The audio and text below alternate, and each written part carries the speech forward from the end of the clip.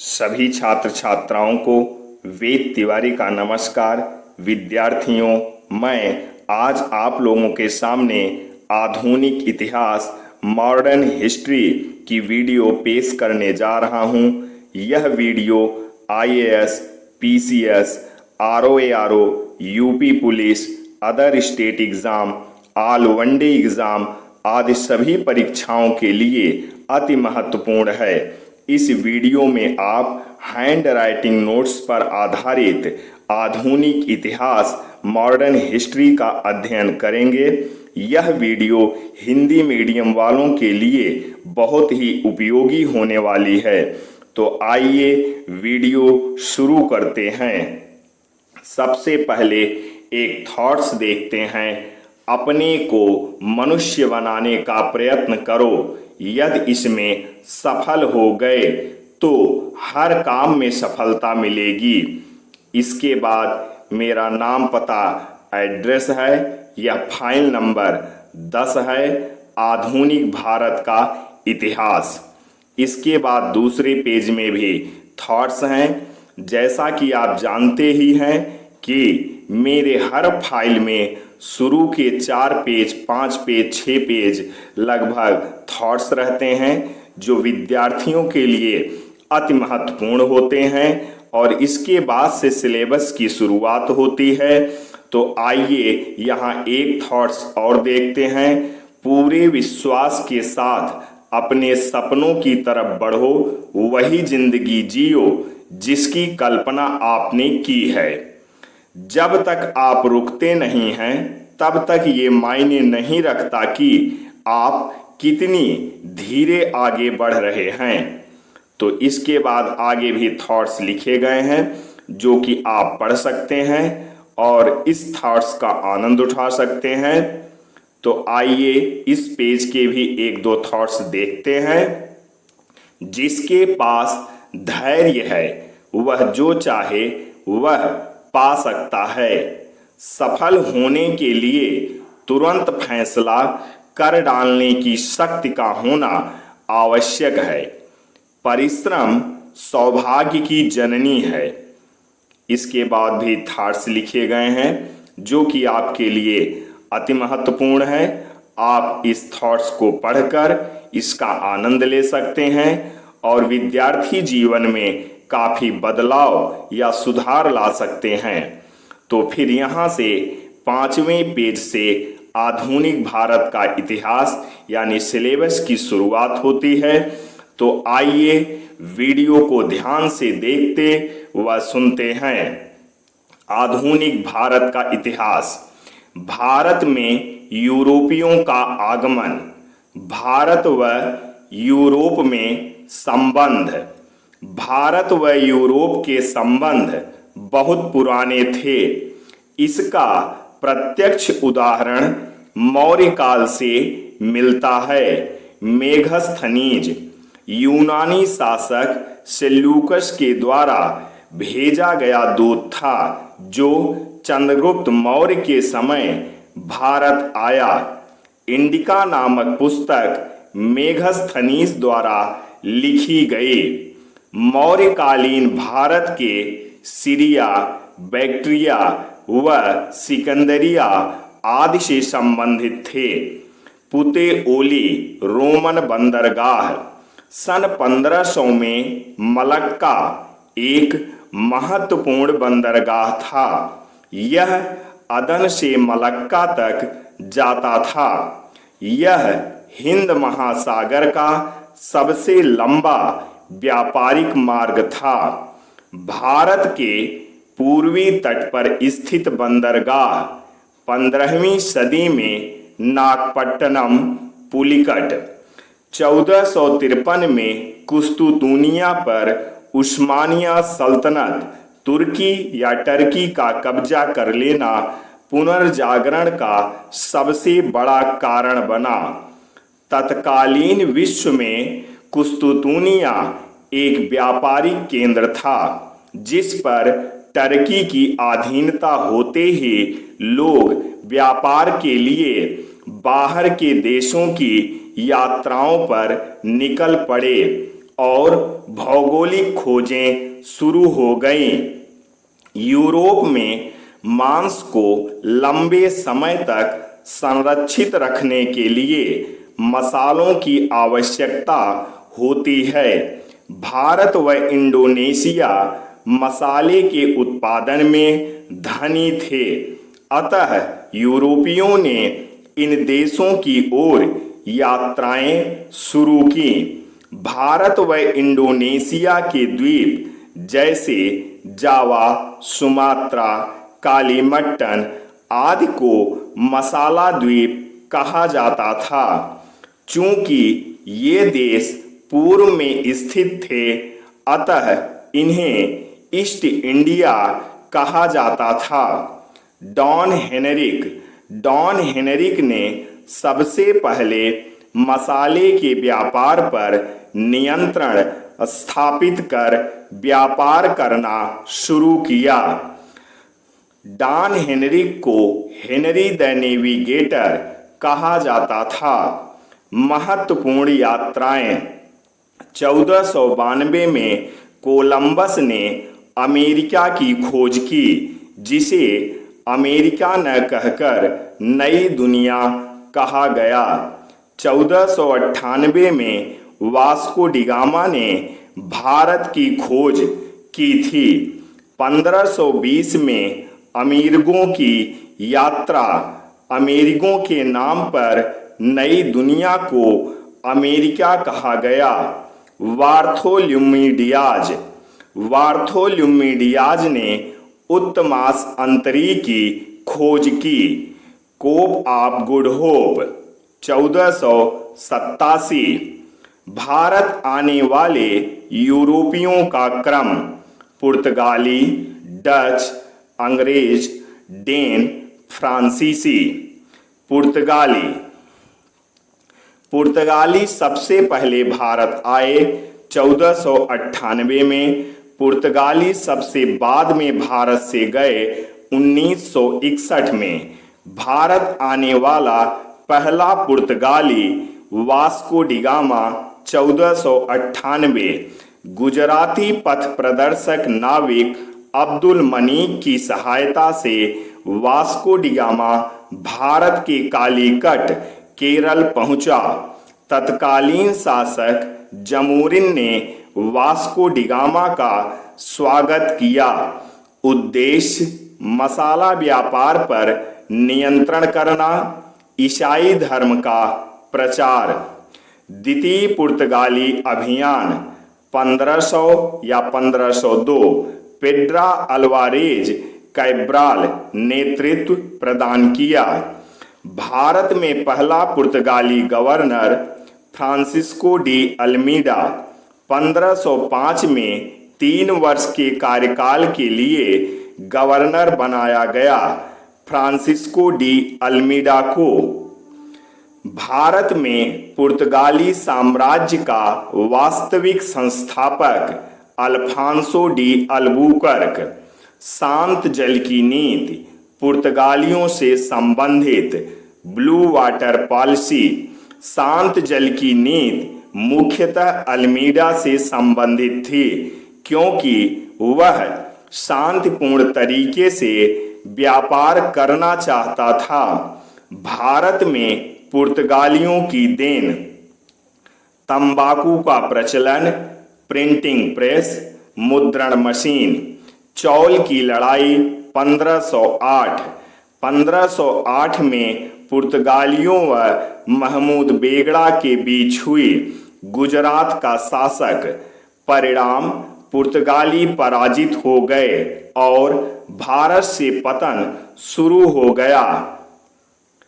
Dutch. पुर्तगालियों के बाद डच दूसरे यूरोपीय थे जो भारत आए। डच हॉलैंड, नीदरलैंड के निवासी थे। डचों का भारत आगमन 1596। पहला डच गवर्नर कार्नेलियस हाउतमैन। भारत में सबसे पहले संयुक्त पूंजी कंपनी डचों ने खोली, जिसका नाम था डच ईस्ट इंडिया 1602। 65,000 गिल्डर लगाया गया था। 65 लाख गिल्डर लगाया गया था। भारत में डचों ने अपनी पहली फैक्ट्री मसूलीपट्टनम में खोली। पुलिकट में डचों ने एक किला स्थापित किया जिसे फोर्ट गोल्ड्रिया कहा गया। भारत में डचों द्वारा चलाया गया स्वर्ण सिक्का पैगोडा कहा जाता था। भारत में डचों द्वारा स्थापित कोठियां सूरत, गुजरात, चिनसूरा, पश्चिम बंगाल, कासिम बाजार, पश्चिम बंगाल, पटना, बिहार। डचों ने चिनसूरा को लूटपाट का अड्डा बनाया था।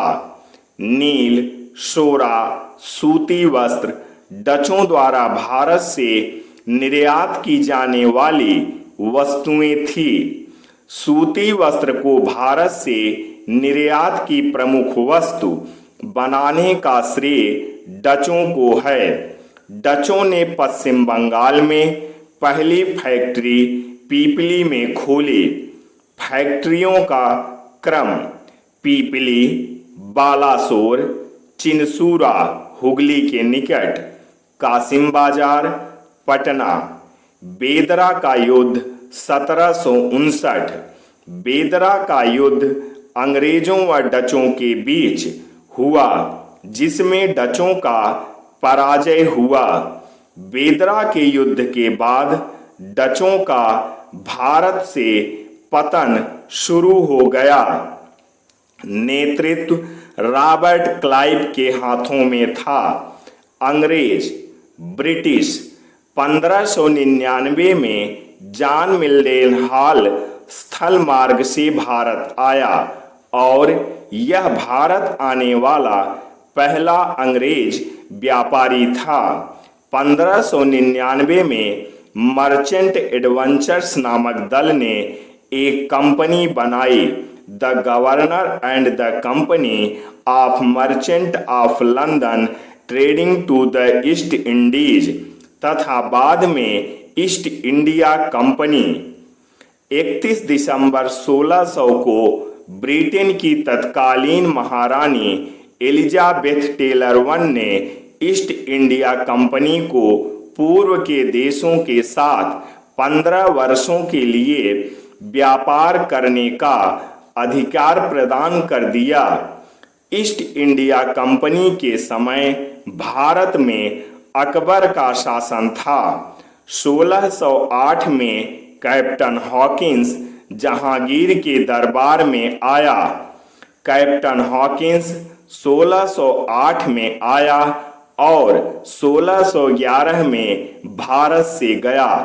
कैप्टन हॉकिंस के अनुरोध पर ही जहांगीर ने सूरत में पहली फैक्ट्री खोलने की अनुमति दी। 1611 में अंग्रेजों ने 1613 में अपनी पहली फैक्ट्री सूरत में खोली। 1615 में टॉमस रो जहांगीर के समय भारत आया। 1615 में आकर 3 वर्षों तक रहने के बाद 1618 में वापस गया। जहांगीर ने टॉमस रो को खान की उपाधि प्रदान की। जहांगीर के समय भारत आने वाले यात्री captain Hawkins, sir Thomas Roe, William Fitch. William Fitch ने ही अनारकली की दंत कथा का जिक्र किया है। अच्छी किस्म की नील का प्रमुख उत्पादन केंद्र बयाना। उत्तर भारत या भारत में अंग्रेजों की पहली फैक्ट्री सूरत में। दक्षिण भारत में अंग्रेजों की पहली फैक्ट्री मसूलीपट्टनम। 1632 में बीजापुर गोलकुंडा के सुल्तान से अंग्रेजों के लिए एक स्वर्णिम फरमान जारी किया गया जिसमें 3000 पैगोडा वार्षिक कर के बदले अंग्रेजों को बीजापुर में व्यापार करने का अधिकार मिल गया। अंग्रेजों ने मद्रास में पहला किला स्थापित किया जिसे फोर्ट सेंट जॉर्ज कहा गया।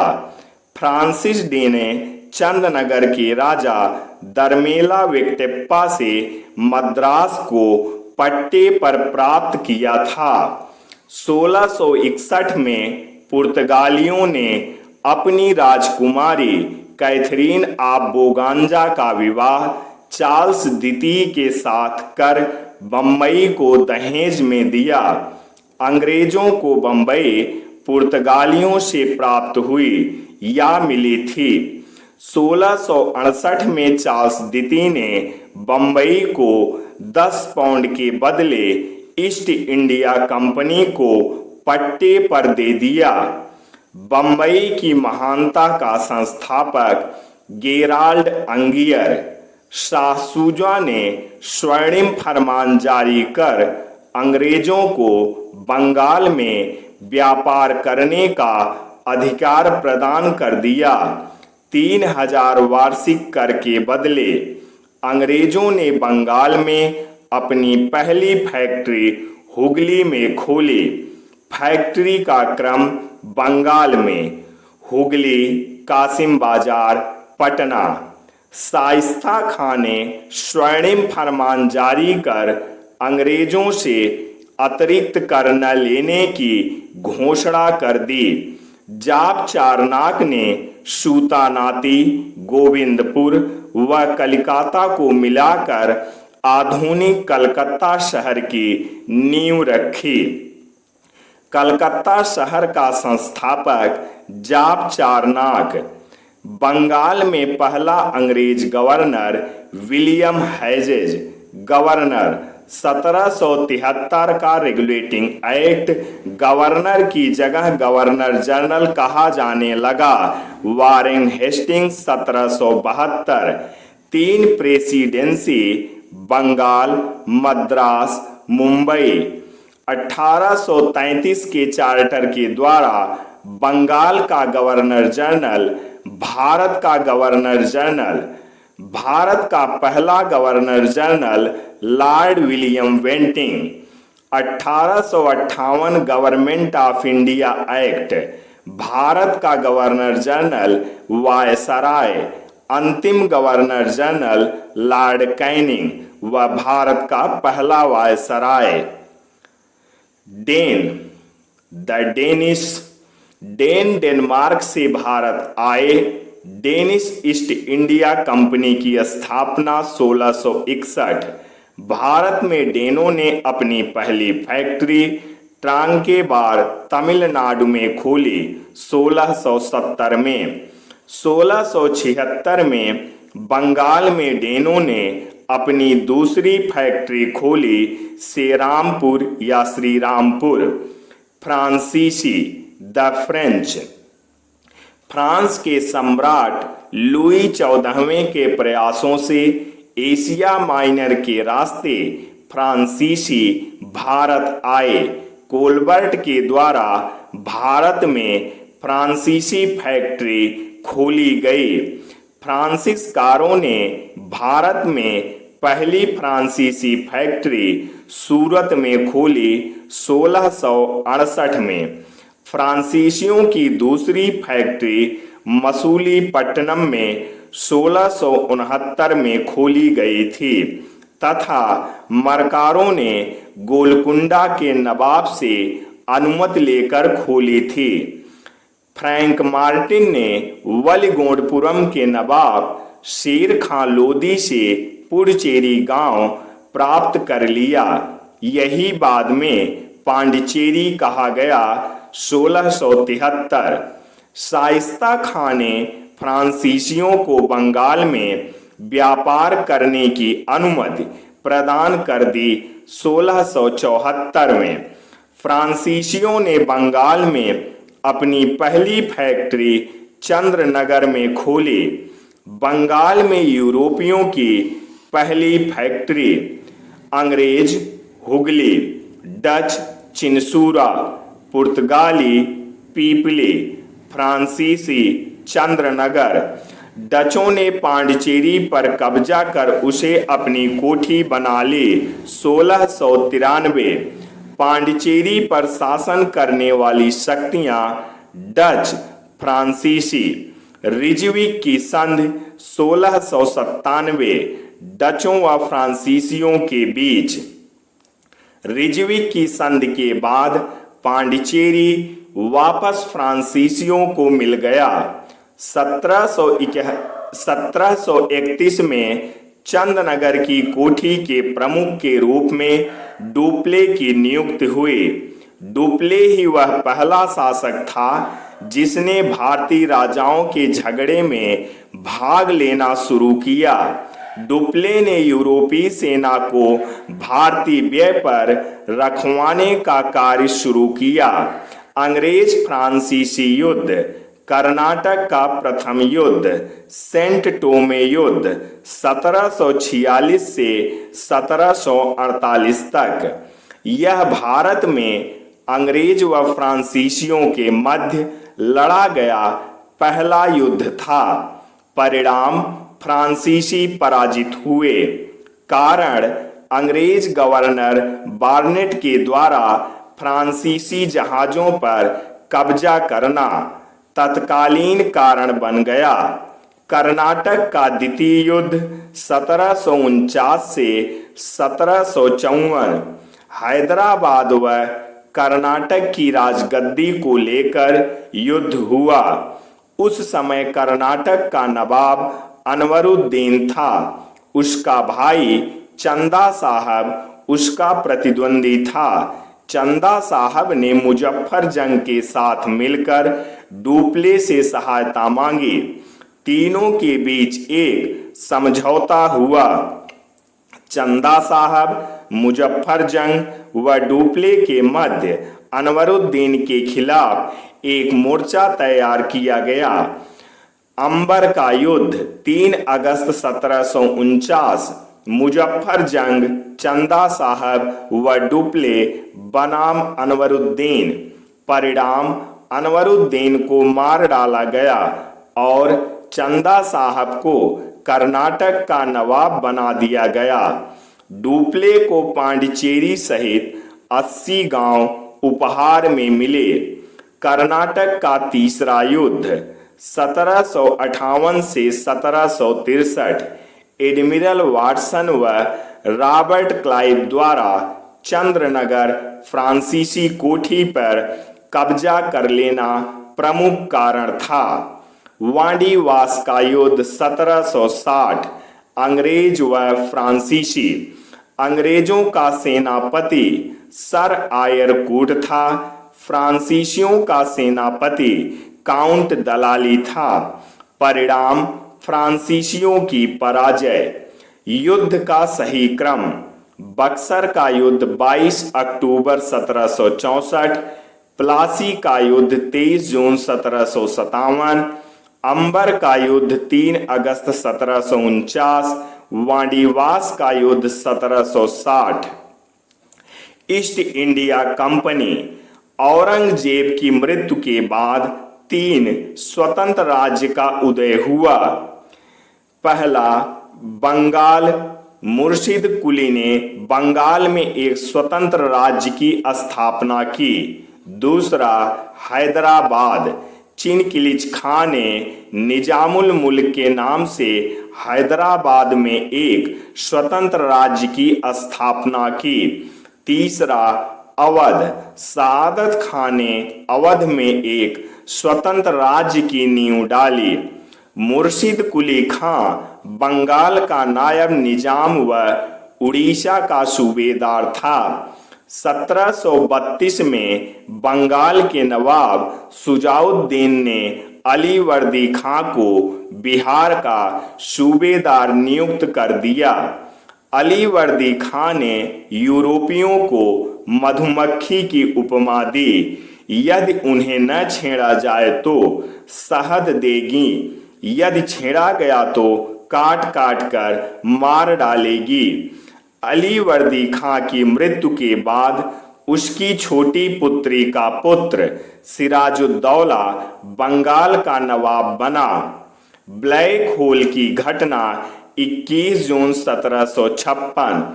ब्लैक होल की घटना से नवाब सिराजुद्दौला संबंधित हैं। सिराजुद्दौला ने एक तंग कोठरी में 146 अंग्रेजों को रात भर बंद रखा।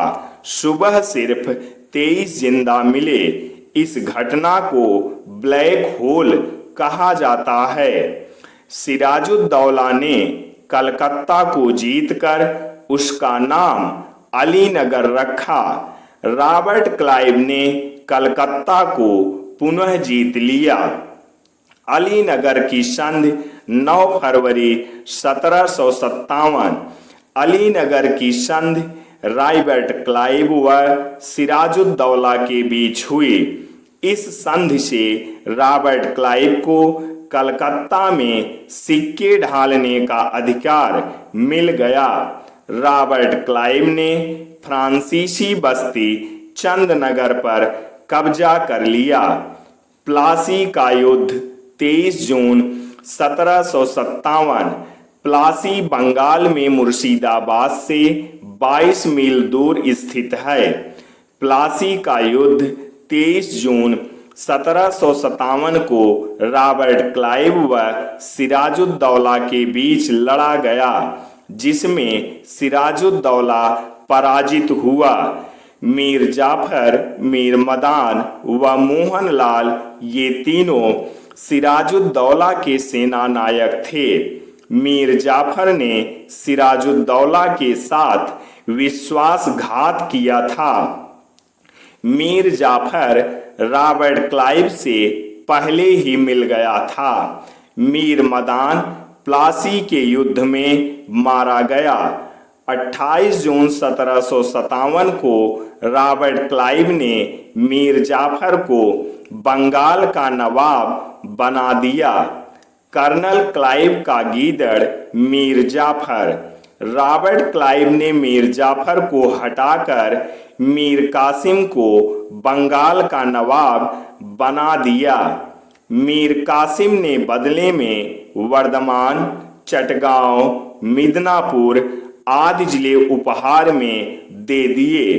मुर्शिद कुली खां ने अपनी राजधानी ढाका से मुर्शिदाबाद ले गया। मीर कासिम अपनी राजधानी मुर्शिदाबाद से मुंगेर ले गया। बक्सर का युद्ध 22 अक्टूबर 1764। बंगाल का नवाब मीर कासिम प्लस अवध का नवाब शुजाउद्दौला प्लस मुगल सम्राट शाह आलम द्वितीय बनाम अंग्रेज हेक्टर मुनरो सेनापति। परिणाम, संयुक्त सेनाएं पराजित हो गईं तथा अंग्रेज हेक्टर मुनरो की विजय हुई। बक्सर का युद्ध भारतीय इतिहास का सबसे निर्णायक युद्ध माना जाता है। इसने यह तय कर दिया कि भारत में शासन कौन करेगा। मुगल सम्राट शाह आलम द्वितीय ने अंग्रेजों को बंगाल, बिहार व उड़ीसा की जागीर प्रदान कर दी। इलाहाबाद की संधि 12 अगस्त 1765 रॉबर्ट क्लाइव व मुगल सम्राट शाह आलम द्वितीय के बीच हुई। मुगल सम्राट शाह आलम द्वितीय ने रॉबर्ट क्लाइव को बंगाल, बिहार व उड़ीसा की दीवानी प्रदान कर दी। दीवानी राजस्व वसूलने की शक्ति। बंगाल में द्वैध शासन की शुरुआत 12 अगस्त 1765 से मानी जाती है, जो 1772 तक चली। वारेन हेस्टिंग्स ने बंगाल में द्वैध शासन को समाप्त कर दिया। द्वैध शासन का मतलब दोहरा शासन। 2 उपदीवान बनाए गए। राजा सिताब राय बिहार का उपदीवान बनाया गया। मुहम्मद रजा खान बंगाल का उपदीवान बनाया गया। उपदीवान का मतलब राजस्व वसूलने के लिए। नई व्यवस्थाएं। स्थायी बंदोबस्त 1793, रैयतवाड़ी व्यवस्था 1792, महालवाड़ी व्यवस्था 1820। स्थायी बंदोबस्त 1793। लॉर्ड कॉर्नवालिस ने स्थायी बंदोबस्त 1793 में शुरू किया। स्थायी बंदोबस्त को विशवेदारी, जमींदारी व मालगुजारी व्यवस्था कहा गया। स्थायी बंदोबस्त सबसे पहले बंगाल, बिहार, उड़ीसा, उत्तर प्रदेश के वाराणसी व कर्नाटक में लागू किया गया। यह व्यवस्था संपूर्ण ब्रिटिश भारत के 19% भूभाग पर लागू थी। इसमें 10/11 यानी 8/9 भाग सरकार को देना होता था, जबकि 1/11 यानी 1/9 अपने पास रखने होता था। इस व्यवस्था से जमींदार अत्यधिक शक्तिशाली हो गए। रैयत व्यवस्था 1792, टॉमस मुर्नो व कर्नल नीड या रीड के द्वारा मद्रास के 12 महल से सबसे पहले रैयतवाड़ी व्यवस्था शुरू की गई। बाद में यह महाराष्ट्र, पूर्वी बंगाल, असम व कुर्ग यानी कर्नाटक में भी लागू की गई। यह संपूर्ण ब्रिटिश भारत के 51% भूभाग पर फैली थी। इसमें पंजीकृत जमींदार को ही भूमिदार माना गया। भू राजस्व 55% निर्धारित कर दिया गया। यह व्यवस्था 30 वर्षों तक चली। महालवाड़ी व्यवस्था। महाल का मतलब ग्राम यानी गांव होता है। भू राजस्व का निर्धारण संपूर्ण ग्राम यानी महाल के आधार पर किया जाने लगा। महालवाड़ी व्यवस्था 1820 में होल्ट मैकेंजी के द्वारा शुरू की गई। रैयतवाड़ी व्यवस्था 1792, टॉमस मुनरो व कर्नल नीड के द्वारा। स्थायी बंदोबस्त 1793, लॉर्ड कॉर्नवालिस के द्वारा। महालवाड़ी व्यवस्था 1820, होल्ट मैकेंजी के द्वारा। स्थायी बंदोबस्त 19% भूभाग पर। रैयतवाड़ी व्यवस्था 51% भूभाग पर। महालवाड़ी व्यवस्था 30% भूभाग पर। महालवाड़ी व्यवस्था को सबसे पहले अवध व आगरा में लागू किया गया। भू राजस्व का निर्धारण संपूर्ण गांव के उत्पादन का अनुमान लगाकर किया जाता था। महालवाड़ी व्यवस्था में भारत में पहली बार भू मानचित्र तैयार किए गए और खसरा खितौनी का चलन शुरू कर दिया गया। भारत में अंग्रेजों की व्यय की सबसे बड़ी मद रेलवे थी, यानी अंग्रेजों ने भारत में सबसे अधिक पैसा रेलवे में लगाया था। रेलवे भारत में पूंजी निवेश की सबसे बड़ी मद थी। भारत में रेलवे का विकास लॉर्ड डलहौजी 1848 से 1856 के समय शुरू हुआ।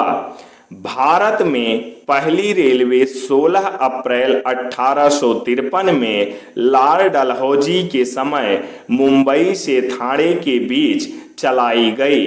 भारत में रेलवे का सर्वाधिक विकास लॉर्ड कर्जन 1899 से 1905 के समय हुआ। कार्ल मार्क्स ने रेलवे को आधुनिक युग का अग्रदूत कहा। तो विद्यार्थियों, ये था आधुनिक इतिहास, मॉडर्न इंडियन हिस्ट्री का पहला पार्ट। अब हम इसके बाद दूसरे पार्ट में 1857 की क्रांति यानी 1857 के गदर के बारे में पढ़ेंगे। ऐसी ही वीडियो पाने के लिए मेरे चैनल को सब्सक्राइब करना ना भूलें। जय हिंद, जय भारत, वंदे मातरम, सत्यमेव जयते। सभी छात्र छात्राओं को वेद तिवारी का नमस्कार। विद्यार्थियों, हम लोग इस समय आधुनिक इतिहास मॉडर्न हिस्ट्री का अध्ययन कर रहे हैं। हम लोग पहले पार्ट में यूरोपियों का अध्ययन और कई महत्वपूर्ण टॉपिक पढ़ चुके हैं। आज दूसरे पार्ट में 1857 का गदर यानी 1857 की क्रांति के बारे में महत्वपूर्ण तथ्य का अध्ययन करेंगे। तो आइए वीडियो शुरू करते हैं।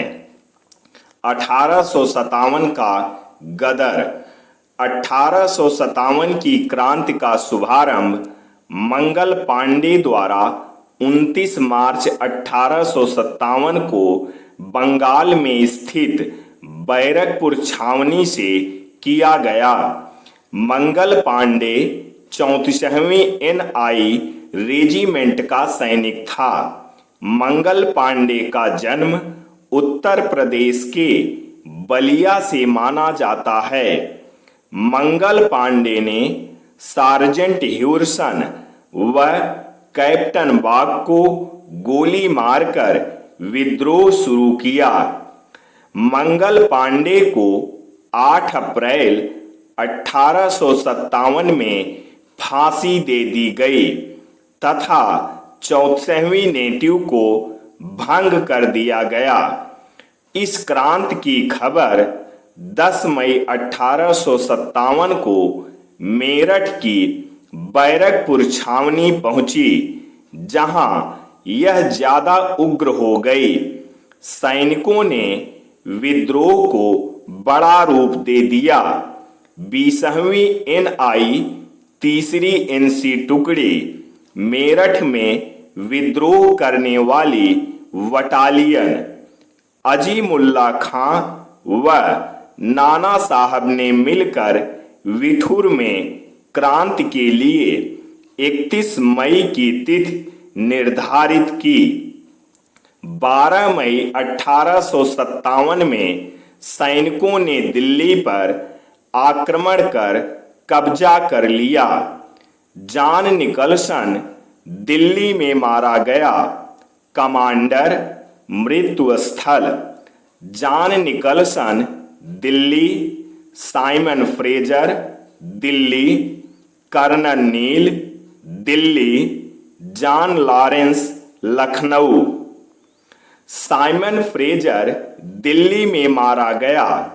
सैनिकों ने बहादुर शाह जफर को अपना सम्राट घोषित कर दिया। 30 मई 1857 लखनऊ क्रांति का केंद्र बन गया। नेतृत्व बेगम हजरत महल व उनके पुत्र विरजिस कादिर द्वारा किया गया। क्रांति के समय लखनऊ का कमिश्नर हेनरी लॉरेंस था। 2000 सैनिकों ने रेजिडेंसी पर हमला बोल दिया।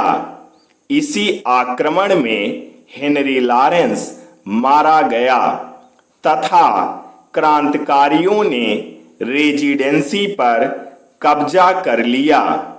हैवलॉक व जेम्स आउट्रम भी लखनऊ सहायता करने पहुंचे, परंतु असफल रहे। अंत में कॉलिन कैंपबेल ने गोरखा रेजिमेंट की सहायता से लखनऊ को जीत लिया। 21 मार्च 1858। कानपुर। कानपुर में क्रांति का शुभारंभ 5 जून 1857 को हुआ। नेतृत्व नाना साहब। नाना साहब पेशवा बाजीराव के दत्तक पुत्र थे। नाना साहब का वास्तविक नाम धोधू पंडित था। कानपुर में नाना साहब को सहायता तात्या टोपे ने प्रदान की। तात्या टोपे का वास्तविक नाम रामचंद्र पांडुरंग। दिसंबर 1857 को कॉलिन कैंपबेल ने कानपुर को जीत लिया। नाना साहब वास्तविक नाम धोंदू पंडित। तात्या टोपे वास्तविक नाम रामचंद्र पांडुरंग। 5 जून 1857 को झांसी में क्रांति की शुरुआत। नेतृत्व झांसी की रानी लक्ष्मीबाई।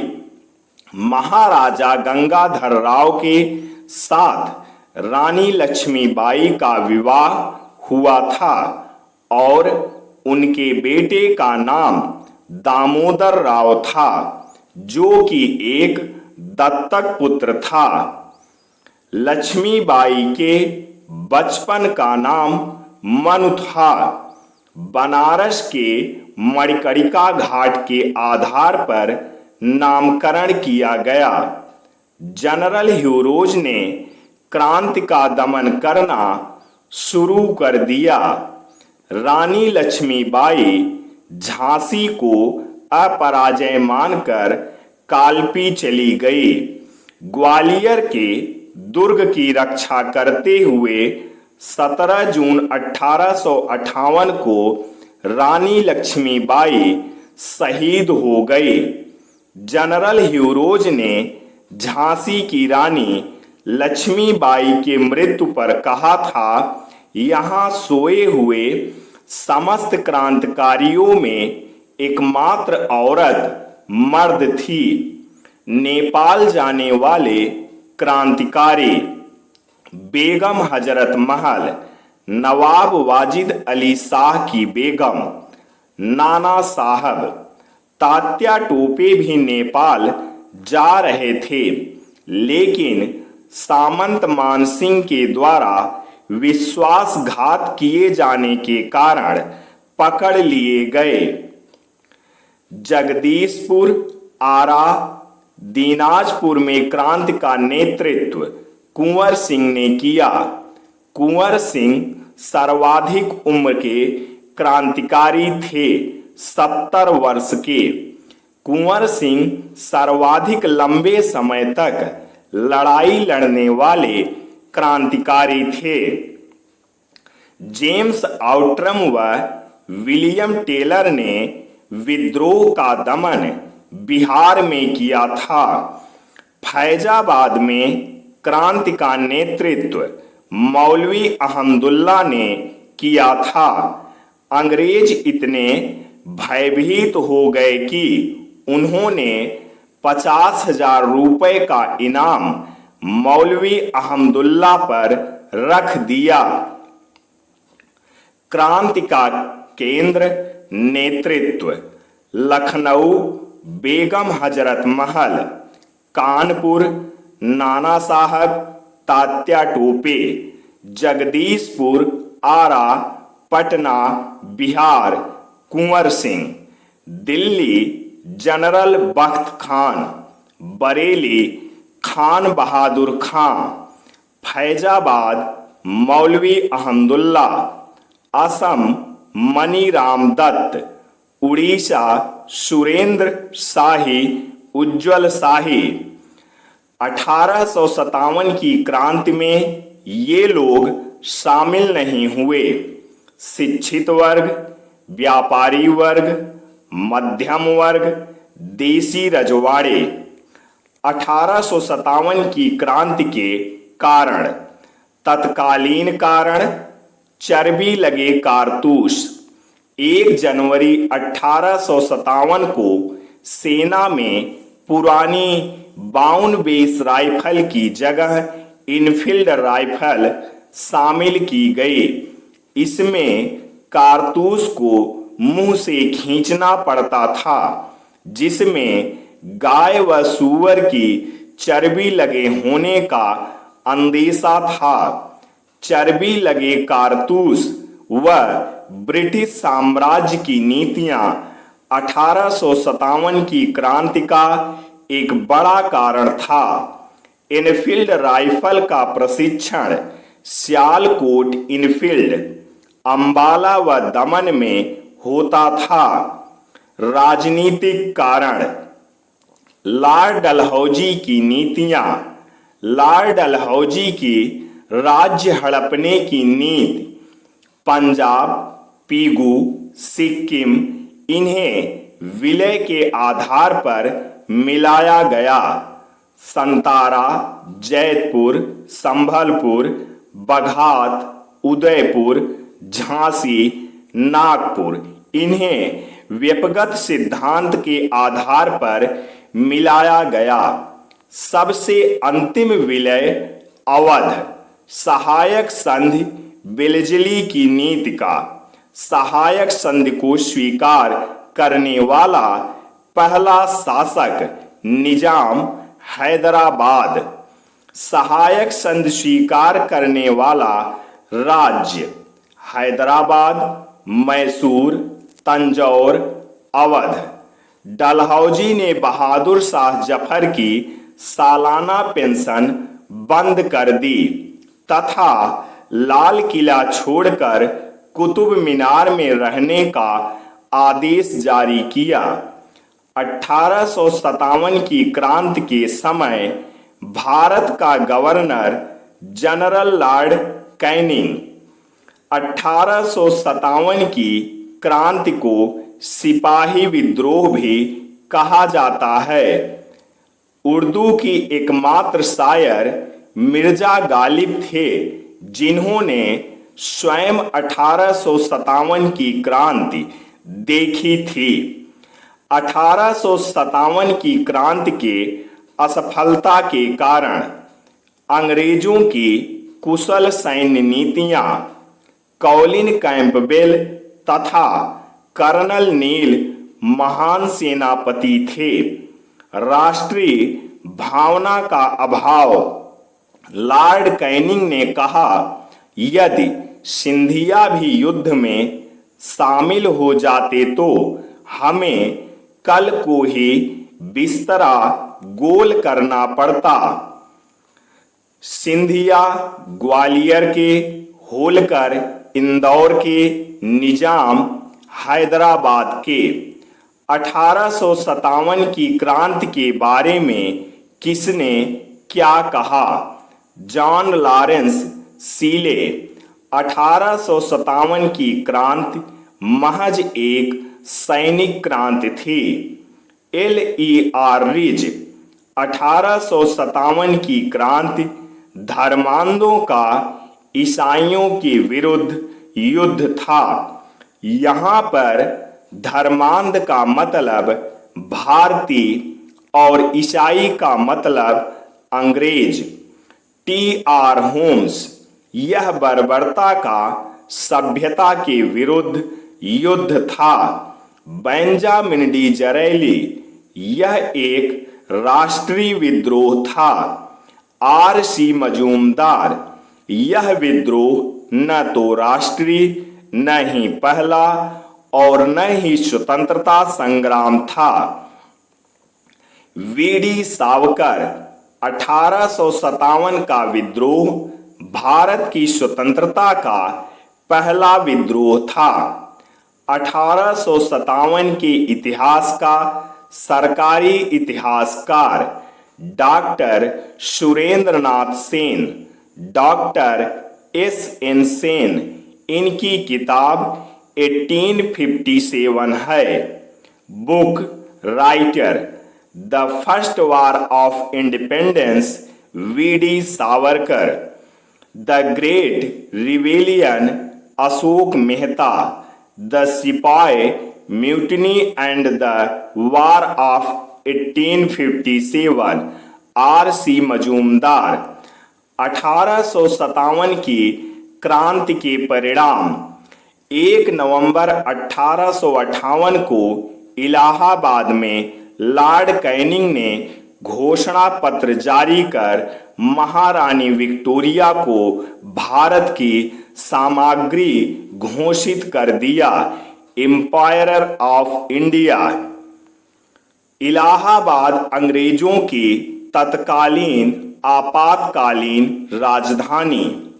1 नवंबर 1858 के बाद गवर्नमेंट ऑफ इंडिया एक्ट जारी कर कंपनी के शासन को हमेशा के लिए समाप्त कर दिया गया। गवर्नर जनरल के पद का नाम बदलकर वायसराय कर दिया गया। लॉर्ड कैनिंग अंतिम गवर्नर जनरल व पहला वायसराय बना। महारानी विक्टोरिया का कार्यभार देखने के लिए भारत राज्य सचिव का नया पद सृजित कर दिया गया। सैनिक पुनर्गठन के लिए पील कमीशन बनाया गया। पील कमीशन द्वारा भारतीय सैनिकों की संख्या घटाकर ब्रिटिश सैनिकों की संख्या बढ़ा दी गई। 1857 की क्रांति के बाद होने वाले जनजाति विद्रोह, फकीर विद्रोह, स्थान बंगाल, नेतृत्व मजनू शाह। मदारी समुदाय का नेता मजनू शाह था। मजनू शाह ने जमींदारों यानी अंग्रेजों से लगान वसूलना शुरू कर दिया। कैप्टन जेम्स रेनल ने मजनू शाह को पराजित कर दिया। फकीर विद्रोह से संबंधित अन्य व्यक्ति चिराग अली, पुत्र दो हिंदू शासक देवी चौधरानी, भवानी पाठक। सन्यासी विद्रोह, सभी विद्रोह से सर्वाधिक चर्चित विद्रोह सन्यासी विद्रोह था। सन्यासी गिरि संप्रदाय के थे। ये आदि गुरु शंकराचार्य के अनुयायी थे। वारेन हेस्टिंग ने तीर्थ यात्रा पर कर लगा दिया था। बंकिम चंद्र चट्टोपाध्याय बंकिम चंद्र चटर्जी की प्रमुख पुस्तक आनंद मठ की मुख्य विषय वस्तु सन्यासी विद्रोह ही था। बंकिम चंद्र चटर्जी का पहला उपन्यास दुर्गेश नंदिनी भारत में सबसे पहले जजिया कर मोहम्मद बिन कासिम ने लगाया। ये बीच में एक्स्ट्रा फैक्ट लिख दिया गया है। कूका विद्रोह पश्चिमी पंजाब 1840, नेतृत्व भगत जवाहर मत सियान साहब।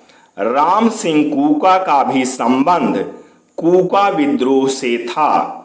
खोंड विद्रोह, मानव बलि प्रथा के विरुद्ध पहला विद्रोह। खोंड एक जनजाति थी जिसमें मानव बलि प्रथा प्रचलित थी। सरकार द्वारा प्रतिबंधित किए जाने पर ये लोग विद्रोह करने लगे। नेतृत्व चक्र बिशोई। कोल विद्रोह, जनजाति विद्रोह में सर्वाधिक चर्चित विद्रोह था। यह सिंहभूम पलामू में हुआ था। नेतृत्व बुद्ध भगत, जोवा भगत और केशव भगत। संथाल विद्रोह, संथाल विद्रोह इस विद्रोह का केंद्र हजारीबाग, संथाल परगना दीनापुर। दामन इको, संथालों द्वारा स्थापित क्षेत्र। कारण जमींदारों द्वारा शोषण। नेतृत्व सिद्धू कान्हू। मुंडा विद्रोह, आदिवासी विद्रोह में सर्वाधिक उग्र मुंडा विद्रोह था जिसे उलगुलान के नाम से जाना जाता है। उलगुलान विद्रोह का नेतृत्व बिरसा मुंडा ने किया। बिरसा मुंडा का प्रमुख क्षेत्र वर्तमान झारखंड राज्य में था। बिरसा मुंडा अपने को पैगंबर होने का दावा करता था। पैगंबर का मतलब ईश्वर का दूत होता है। तीर, भाला, कुल्हाड़ी आदि लेकर आदिवासियों ने अंग्रेजों पर आक्रमण कर दिया। पकड़े जाने पर भी वह अपने को पैगंबर मानता था। अंततः उसकी जेल में मृत्यु हो गई। ताना भगत आंदोलन, क्षेत्र छोटा नागपुर पठार, नेतृत्व जतरा भगत। इसे छोटा नागपुर के भक्तों सन्यासी द्वारा शुरू किया गया था। रंपा विद्रोह, क्षेत्र आंध्र प्रदेश का गोदावरी क्षेत्र। कारण साहूकारों द्वारा शोषण किए जाने के विरुद्ध शुरू किया गया। नेतृत्व अल्लूरी सीताराम राजू। विद्रोह नेतृत्व कूका विद्रोह सियान साहब। रंपा विद्रोह अल्लूरी सीताराम। कोल विद्रोह बुद्धो भगत। फकीर विद्रोह भवानी पाठक। तो अब विद्यार्थियों, इसके आगे तीसरे पार्ट में भारत में शिक्षा का विकास, इसके बारे में अध्ययन करेंगे। आज बस इतना ही। ऐसी ही वीडियो पाने के लिए हमारे चैनल को सब्सक्राइब करना ना भूलें। जय हिंद, जय भारत, वंदे मातरम, सत्यमेव जयते। सभी छात्र छात्राओं को वेद तिवारी का नमस्कार। विद्यार्थियों, हम लोग इस समय आधुनिक इतिहास, मॉडर्न हिस्ट्री का अध्ययन कर रहे हैं। कल हम लोगों ने दूसरे पार्ट में 1857 की क्रांति और 1857 की क्रांति के बाद होने वाले विद्रोह का अध्ययन किए थे। आज हम लोग तीसरे पार्ट में भारत में शिक्षा का विकास और भारत में पत्र पत्रिकाओं का विकास, इसके बारे में अध्ययन करेंगे। तो आइए वीडियो शुरू करते हैं। भारत में शिक्षा का विकास। भारत में शिक्षा का विकास मुख्यतः ईसाई मिशनरियों द्वारा किया गया। भारत में शिक्षा के विकास के लिए सर्वाधिक महत्वपूर्ण कदम 1813 के चार्टर को माना जाता है। 1813 के चार्टर द्वारा प्रतिवर्ष 1 लाख रुपए विद्वान भारतीयों को प्रोत्साहित करने के लिए दिए जाने की घोषणा की। 1830 में अलेक्जेंडर डफ ने कलकत्ता में एक विद्यालय की स्थापना की। इस विद्यालय को अंग्रेजी विद्यालय कहा जाता है। भारत में शिक्षा के विकास में राजा राममोहन राय का भी महत्वपूर्ण योगदान है। कलकत्ता में अलेक्जेंडर डफ व डेविड हेयर की सहायता से राजा राममोहन राय ने हिंदू कॉलेज की स्थापना की थी। इसे भारत में बनने वाला पहला हिंदू कॉलेज माना जाता है। भारत में शिक्षा विभाग की स्थापना 1854 में वुड के घोषणा पत्र द्वारा की गई। बाद में चार्ल्स वुड डिस्पैच के द्वारा शिक्षा विभाग बना। एशियाटिक सोसाइटी ऑफ बंगाल की स्थापना 1784 में विलियम जोन्स द्वारा की गई। उद्देश्य साहित्य, कला, विज्ञान आदि को प्रोत्साहित करना। 1791 में जोनाथन डंकन ने वाराणसी में संस्कृत कॉलेज की स्थापना की। श्रीमद् भगवत गीता का आंग्ल भाषा में अनुवाद चार्ल्स विल्किंस। प्रस्तावना वारेन हेस्टिंग्स द्वारा लिखी गई। 1898 में एनी बेसेंट ने सेंट्रल हिंदू कॉलेज की स्थापना बनारस में की। 1916 में मदन मोहन मालवीय के प्रयासों से यह बनारस हिंदू विश्वविद्यालय के नाम से विख्यात हुआ। 1893 में एनी बेसेंट भारत आई। एनी बेसेंट आयरलैंड से भारत आई थी। लॉर्ड वेल्लेस्ली ने फोर्ट विलियम कॉलेज की स्थापना की। हिंदी की पुस्तकें फोर्ट विलियम कॉलेज में ही छपती थी। 1835 में लॉर्ड विलियम बेंटिंक ने मेडिकल कॉलेज की स्थापना कलकत्ता में की। 1833 के चार्टर द्वारा एक विधि सदस्य की नियुक्ति की गई। लॉर्ड मैकाले भारत का पहला विधि सदस्य बना।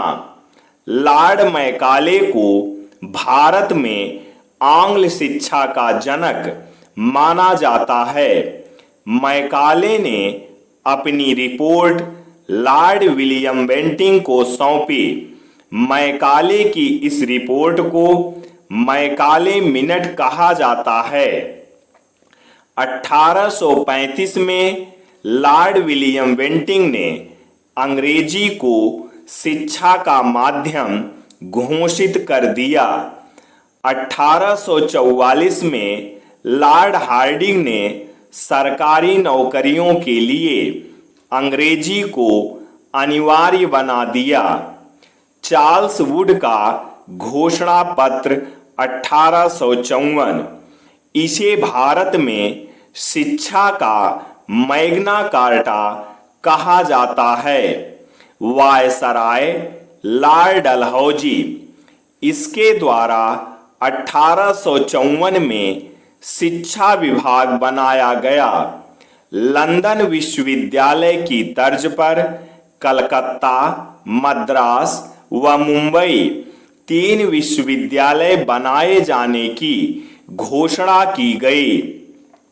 1857 में कलकत्ता विश्वविद्यालय की स्थापना की गई, जो भारत में बनने वाला पहला विश्वविद्यालय था।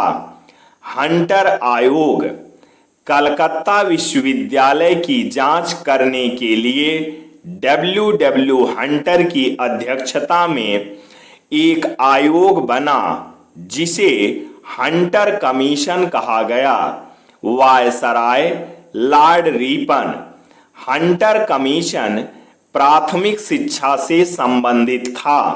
यद्यपि इस आयोग का गठन प्राथमिक व माध्यमिक दोनों के लिए किया गया था, परंतु इसने अपनी रिपोर्ट प्राथमिक पर सौंपी। हंटर कमीशन की रिपोर्ट के बाद बनने वाले विश्वविद्यालय 1882 पंजाब विश्वविद्यालय, 1887 इलाहाबाद विश्वविद्यालय, उत्तर प्रदेश का सर्वाधिक प्राचीन विश्वविद्यालय इलाहाबाद विश्वविद्यालय, Raleigh commission 1902, viceroy Lord Curzon, Thomas Raleigh की अध्यक्षता में लॉर्ड कर्जन ने विश्वविद्यालय आयोग की स्थापना की। सैडलर कमीशन 1917, इसे कलकत्ता आयोग के नाम से भी जानते हैं। वायसराय लॉर्ड सैडलर, सैडलर आयोग की रिपोर्ट, इंटरमीडिएट तक की कक्षाएं स्नातक से अलग की जाएं। स्नातक के लिए त्रिवर्षीय पाठ्यक्रम अपनाया जाए। इंटरमीडिएट तक की परीक्षाओं हेतु एक अलग से बोर्ड का गठन किया जाए। Board of senior secondary education की स्थापना शुरू हो गई। सैडलर आयोग से बनने वाले विश्वविद्यालय 1916 बनारस हिंदू विश्वविद्यालय, 1916 पटना विश्वविद्यालय, 1917 मैसूर विश्वविद्यालय, 1918 अलीगढ़ विश्वविद्यालय, 1921 लखनऊ विश्वविद्यालय। राधा कृष्णन आयोग, सर्वपल्ली राधाकृष्णन की अध्यक्षता में एक उच्च शिक्षा पर आयोग गठित किया गया। उद्देश्य विश्वविद्यालय स्तर पर अपनी रिपोर्ट देना। रिपोर्ट विश्वविद्यालय से पूर्व 12 वर्ष अध्ययन आवश्यक।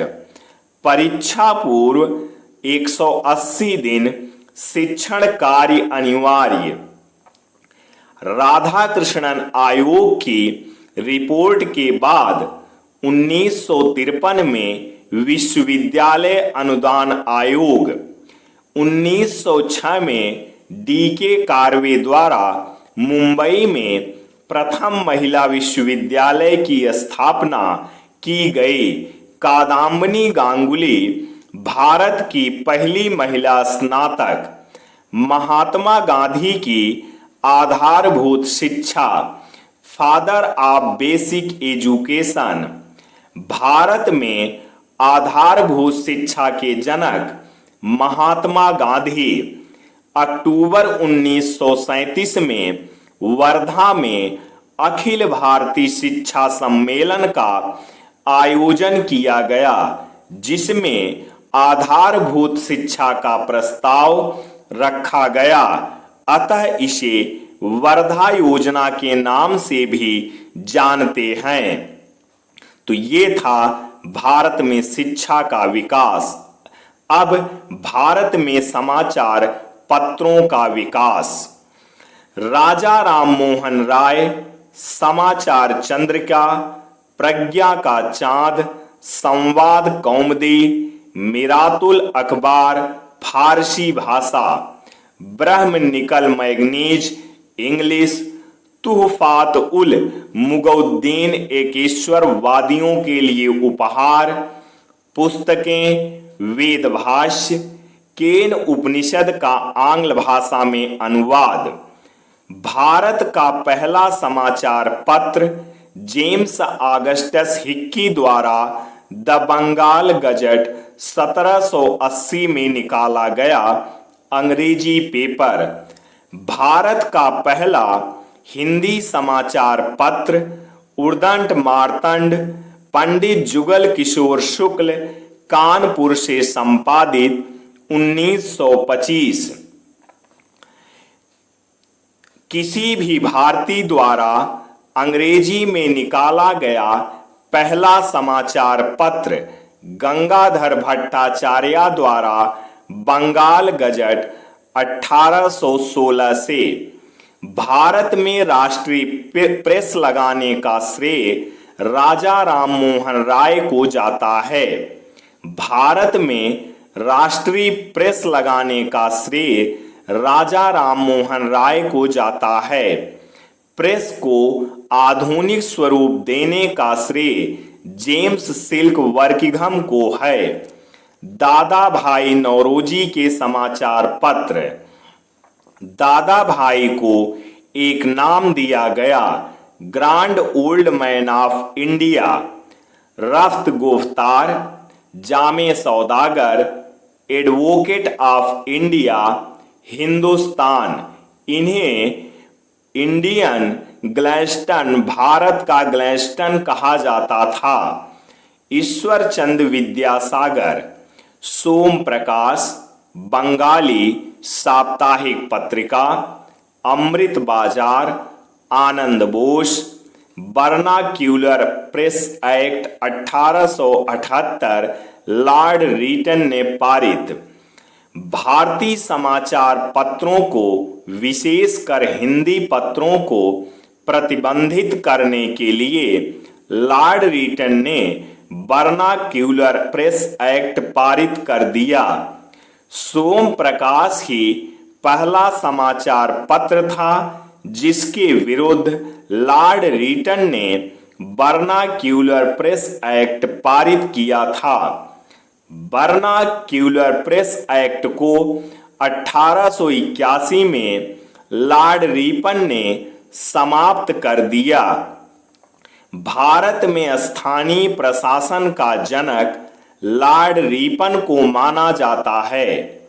हिंदू पैट्रियाट जनक गिरीश चंद्र घोष, हरिश्चंद्र मुखर्जी, किष्टोदास पाल, भारतीय पत्रकारिता का राजकुमार, इंडियन मिरर 1861, देवेंद्र नाथ टैगोर और मनमोहन घोष ने इंडियन मिरर को शुरू किया तथा बाद में केशव चंद्र सेन का नाम भी आया।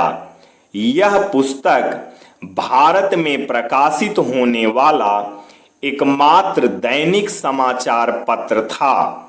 Annie Besant, Commonwealth new India, Madras standard को खरीदकर उसका नया नाम न्यू इंडिया रखा। हाउ इंडिया फाट फॉर फ्रीडम, आत्मकथा, इंडिया ए नेशन, बाल गंगाधर तिलक, पत्रकारिता के लिए जेल जाने वाले पहले भारतीय बाल गंगाधर तिलक थे। मराठा अंग्रेजी में, केसरी मराठी में। बुक्स, गीता रहस्य, the Arctic home of the Vedas. ये दोनों किताब मांडले जेल में कारावास के दौरान लिखी।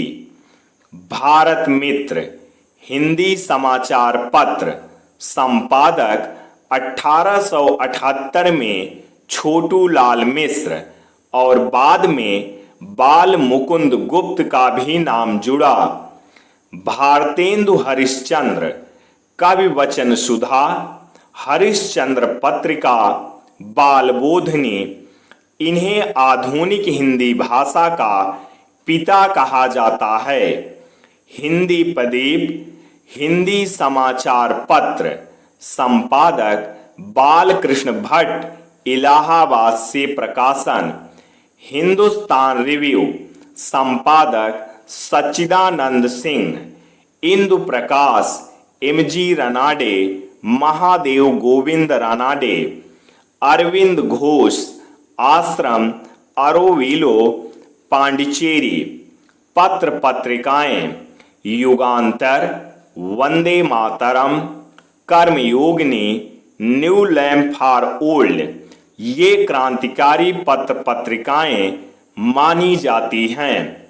बंगाली समाचार पत्र अंग्रेजी में, संपादक सुरेंद्र नाथ बनर्जी।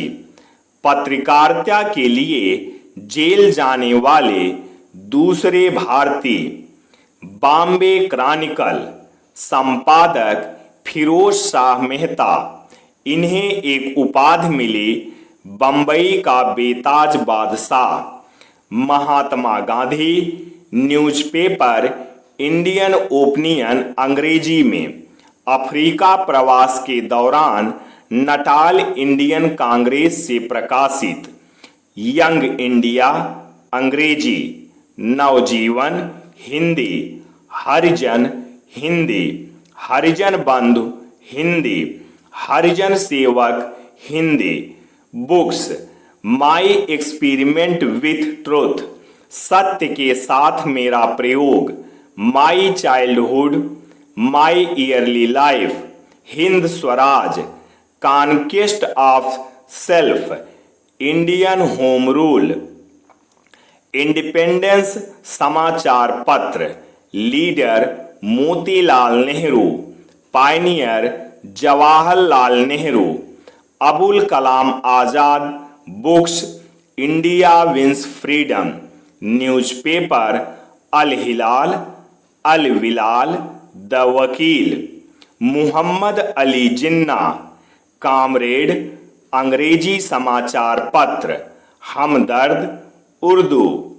प्रताप समाचार पत्र, गणेश शंकर विद्यार्थी, कानपुर। सत्यार्थ प्रकाश पुस्तक, स्वामी दयानंद सरस्वती। संध्या ब्रह्म बांधव उपाध्याय।